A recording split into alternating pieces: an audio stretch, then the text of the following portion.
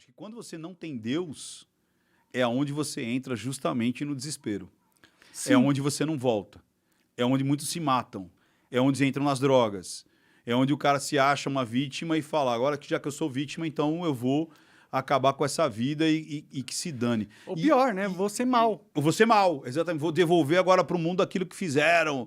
Só que, cara, uma coisa que eu percebi, isso até na minha vida toda, assim, eu tive vários... Eu nasci num lar cristão, vai vendo, eu nasci num lar cristão, minha mãe catequista, estudei em colégio de freira, depois meus pais foram organizadores durante muitos anos do Encontro de Casais com Cristo. Então eu vivi muito intensamente isso, inclusive com padres frequentando a minha casa ali, tipo assim... Quer mais? Não, obrigado. A situação de...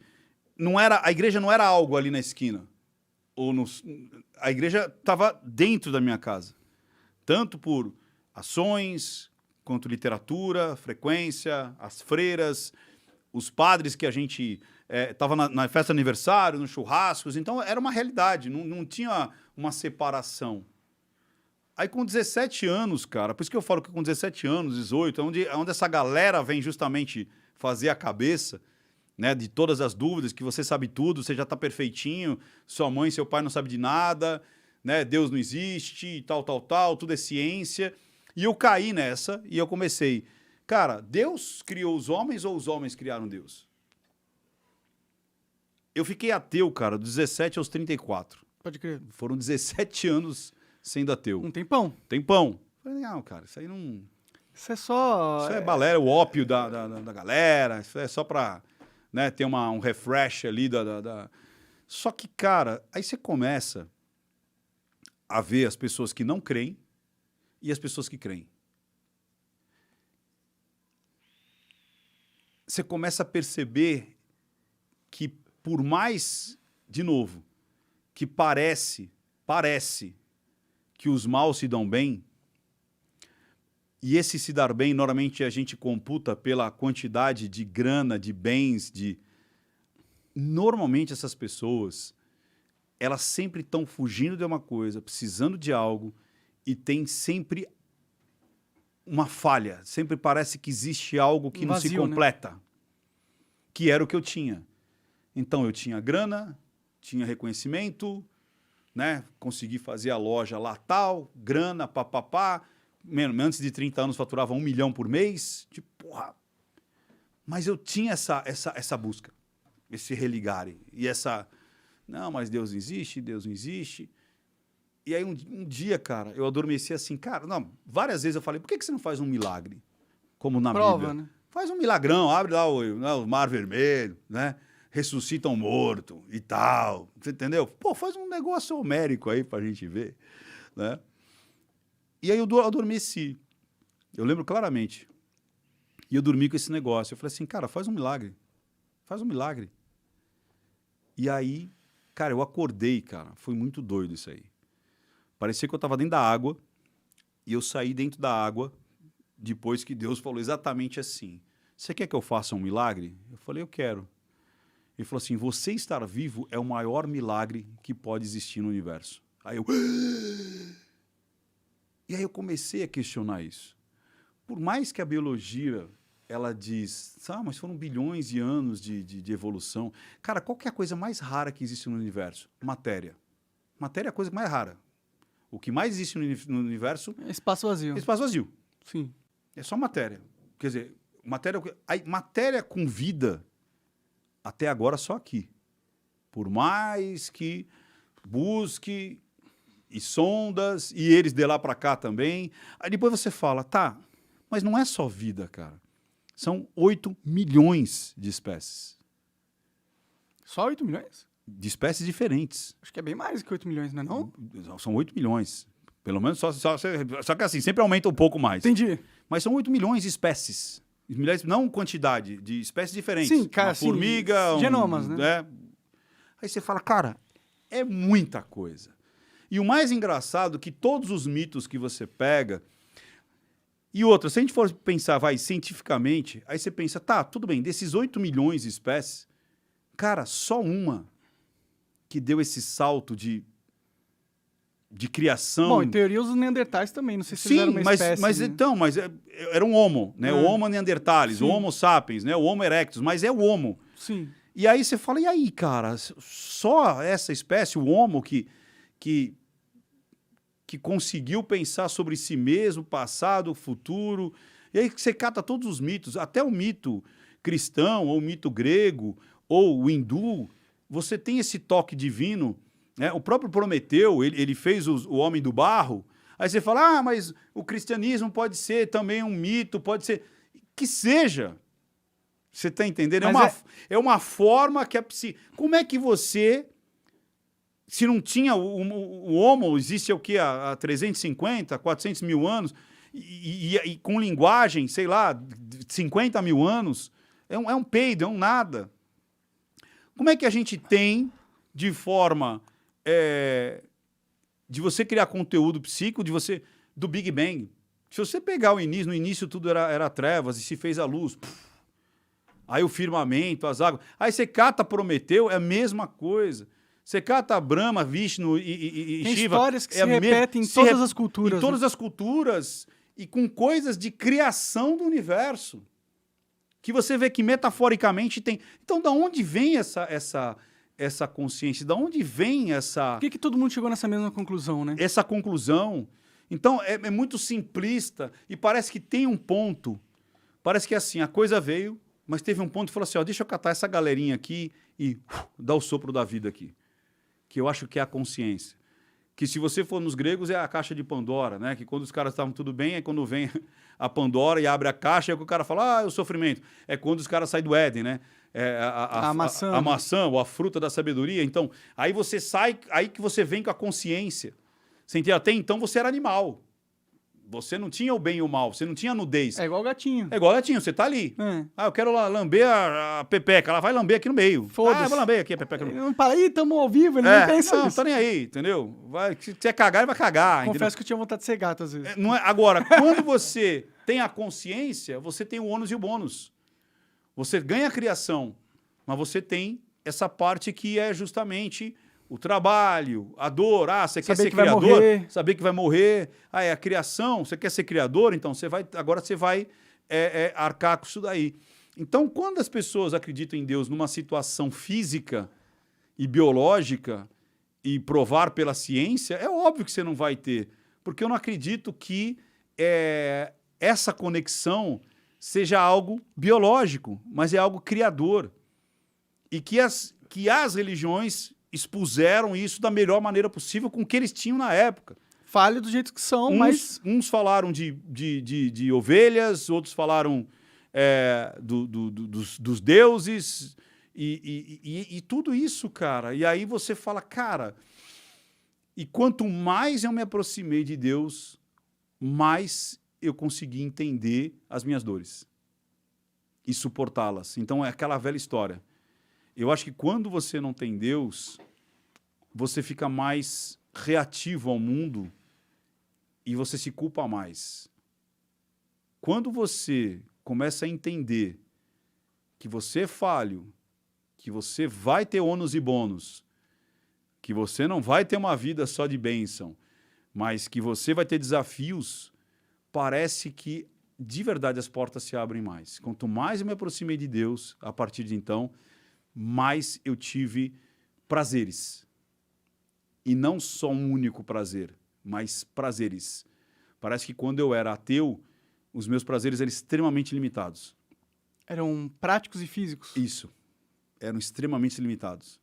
E aí, quando você abandona um pouco isso e começa a ver que existem outros prazeres, né, que é o altruísmo, é o compartilhar, é o perdão, é você dar sem receber...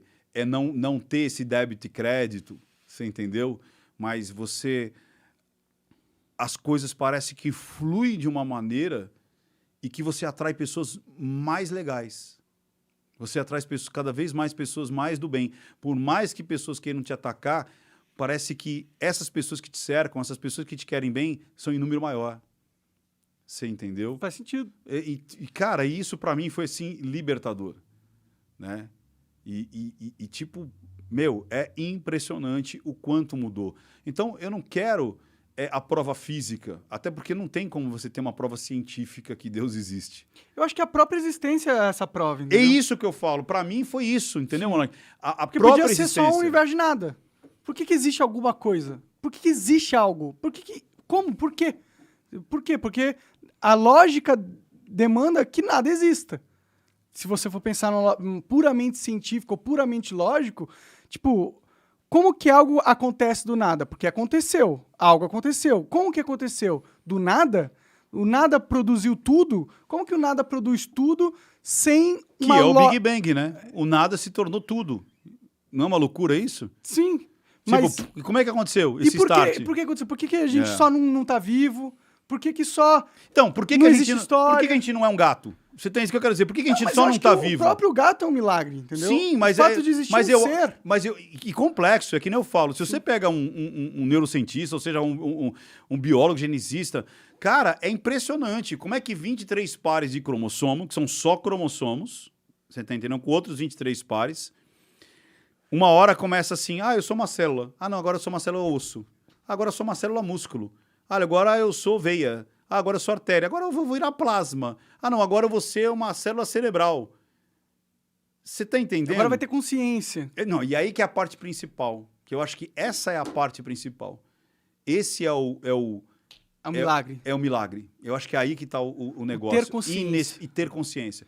Que, Ter por exemplo, livre-arbítrio, Prometeu né? trouxe o fogo. E se você pensar bem, né, metaforicamente, ou a fruta lá, né, que comeu e trouxe a consciência, aí você vê a nudez, você tem a consciência de si, do outro, e do passado, do presente, futuro, da morte, da finitude, e você se importa com a morte, você se importa com o seu próprio... No mito grego é o fogo. E aí você vê, cara, o fogo foi toda a transformação. Né? Você dominar o fogo, ou seja, você dominar o externo é que fez toda a transformação. Então, primeiro você domina o interno para dominar o externo. E isso até hoje, cara. Você só consegue dominar o externo quando você... Por isso que eu perguntei, como você conseguiu dominar essa queda, essa rasteira, né? Essa cusparada, essa bosta que jogaram, joga pedra na Geni. Eu falei, é aí que eu acho que está o improvável, porque ninguém imaginava que você voltaria. Ninguém imaginava mesmo? Era essa a percepção geral, assim? Ah, sim. Que tipo, Caraca, você ia ser, tipo assim... exilado. Exilado, deixa eu sumir, porque realmente foi tão forte, tão pesado. Eu acho que ninguém foi tão massacrado como você. Eu não consigo, você consegue imaginar outra pessoa? De níveis, assim, de quanta gente Cara, massacrou? passou do Brasil. Você tem noção disso, cara? Sim, sim. Não, eu acho que eu não tenho noção, tá acho que ligado? não. Eu acho que isso me ajudou, inclusive. Eu acho que sim, cara. Porque, assim, foi muito pesado. Foi gente que nem te conhecia. Então, isso que é louco. Passou de uma estratosfera de pessoas que te conhecem. Você tá entendendo? Sim, sim. Pessoas que nunca te viram e só conheceram, assim, o monarca e nazista. Ah, deixa eu ver o nazistinha lá. Aí te conheceram por aquela fala. Uhum. E por aquela situação. Foda que a maioria das pessoas param ali, né? Você entendeu? É. Só que é o seguinte, cara, a tua rasteira já estava sendo plantada há bastante tempo. Ah, sim. Eu via pelos comentários, quando as pessoas falavam assim, o monarque é um idiota. O monarque o monarque tinha que ficar quieto. Ixi, olha o monarque falando merda. Olha as perguntas do monarque. Eu falo assim, cara, não é possível que as pessoas tenham essa percepção. Eu falei, eu não tenho essa percepção. Foi o que eu te falei lá atrás, e que eu falei que eu ia falar em algum momento aqui. Você tem um pensamento rápido, você é fora da curva, você pensa no antagonismo, você traz a revolução dentro da pergunta. Você não pergunta o óbvio. Você não traz o discordo. Você entendeu? Você fala, caraca. Eu lembro que quando eu estava no Flow, você fez umas perguntas para mim que eu dei uma travada. Que eu falei, caraca, mano. Nunca pensei nesse ponto. Olha essa pergunta. Eu tive que raciocinar para te dar a resposta. Porque quando a pessoa me pergunta e eu já tenho a resposta aqui, beleza. O legal é quando vem essa pergunta que você fala, essa que eu falo que é a conversa de botequim. Quando o cara te pergunta, você fala assim, ó. Aí você fala, caraca, deixa eu pensar aqui. Porque esse contraponto que eu gosto, cara. Eu gosto dessa coisa de tipo assim, o que vem além do óbvio? E as pessoas, elas estão doutrinadas a entender o óbvio, a pensar, de novo, entender o óbvio, pensar no óbvio, responder o óbvio. e a resposta certa. Por quê? Porque isso fica mais fácil para você doutrinar. Lembra aquele negócio? Eu tenho que gostar daquela calça, eu tenho que gostar daquele pijama, eu tenho que gostar daquela cor de carro, porque fica mais fácil para eu suprir a demanda. Então, quando isso vai para a ideologia, para respostas, a resposta certa. Cara, tem um estudo, uma vez numa palestra que eu dei por muito tempo, Criatividade e Inovação, era justamente isso, é pensar fora da caixa, é pensar diferente da manada, pensar diferente do que as pessoas estão pensando. E não que isso seja o certo, mas é só pelo ato de você pensar, é aí 5% das pessoas lideram, 95% são lideradas. Eu tenho um estudo, quando eu dava essa palestra de treinamento de criatividade e inovação, que era assim, era assustador. As pessoas faziam testes de criatividade com crianças no jardim da infância. 90% eram catalogadas como criativas, abstraíam, criavam e tudo mais. Aí quando elas entram na escola, mas entra no primeiro ano ali, né, no ensino fundamental, cai para 70%.